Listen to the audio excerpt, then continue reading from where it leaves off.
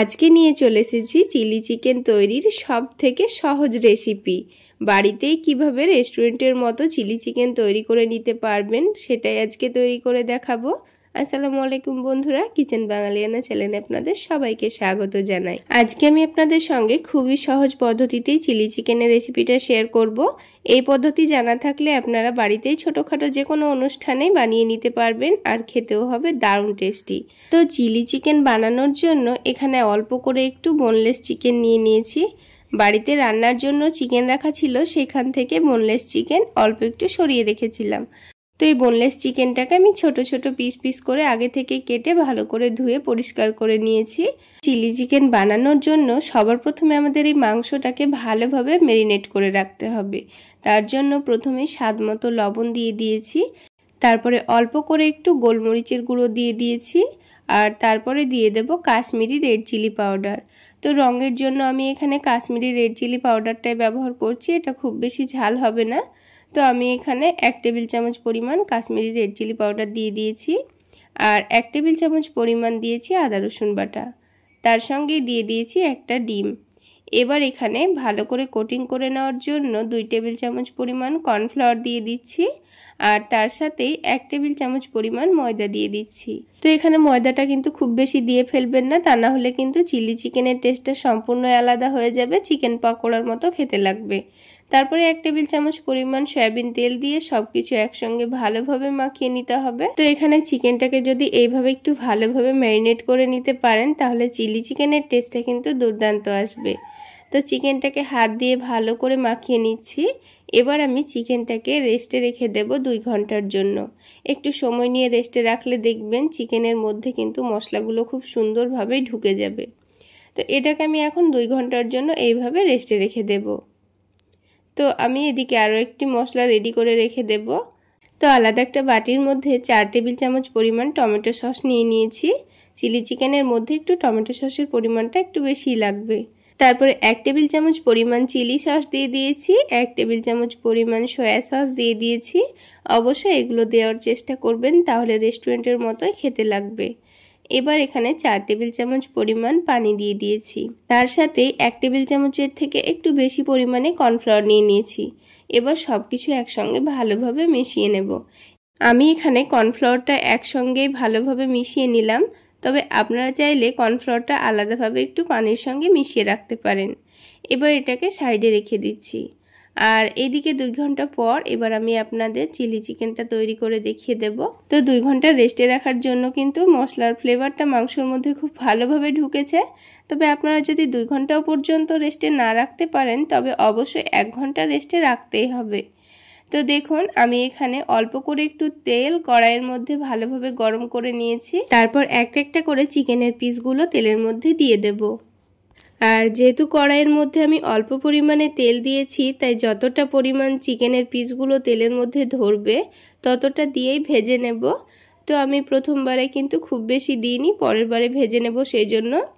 তো এখানে চিকেনগুলোকে কিন্তু খুব বেশি হাই ফ্লেমে ভাজলেও হবে না, আবার একেবারে লো ফ্লেমে ভাজলেও হবে না। তো আমি মিডিয়াম ফ্লেমে চিকেনগুলোকে ভেজে নেব। একটু সময় নিয়ে ভেজে নেব, তাহলে চিকেনগুলো কিন্তু অনেকটাই মুচমুচে তৈরি হবে। তো চিকেনের কালারটা খুব সুন্দর আসা পর্যন্ত আমি একটু নাড়াচাড়া করে উল্টে পাল্টে ভেজে নিয়েছি। এবার ভালোভাবে তেলটা ঝরিয়ে নিয়ে তুলে নেব। তাহলে দেখুন বন্ধুরা, খুব সুন্দরভাবেই কিন্তু চিকেনটা ভাজা হয়ে গেছে, আর অনেকটা মুচমুচেও হয়েছে। তো আপনারা চাইলে চিকেনগুলোকে খালি মুখেও খেতে পারবেন, খেতে দারুণ লাগবে।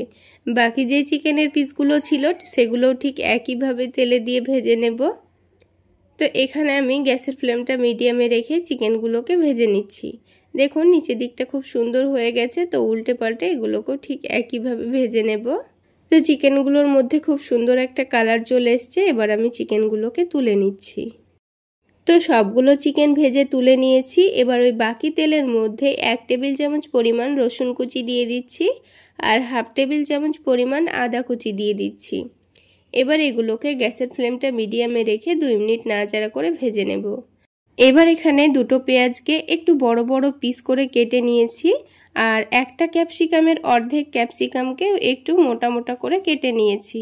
এখানে পেঁয়াজ আর ক্যাপসিকামগুলোকে একই সাইজের করে কাটার চেষ্টা করেছি, আপনারা দেখে নিশ্চয়ই বুঝতে পারছেন। তো এইভাবে করে পেঁয়াজ ক্যাপসিকামটা কেটে নেবেন। রেস্টুরেন্টে কিন্তু এইভাবে করে কাটা হয়। এবার এখানে ঝালের জন্য অল্প করে একটু কাঁচামরিচ কুচি দিয়ে দিয়েছি। তো পেঁয়াজ আর ক্যাপসিকামটাকে কিন্তু 2 থেকে 3 মিনিট ভেজে নেওয়ার পরেই কিন্তু এখানে ভাজা চিকেনগুলো দিয়ে দিতে হবে।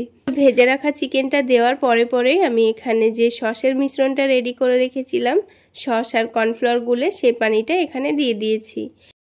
এবার সব কিছু একসঙ্গে ভালোভাবে মিশিয়ে নেব। এবার ওই বাটিটা ধুয়ে অল্প করে একটু পানি দিয়ে দেব।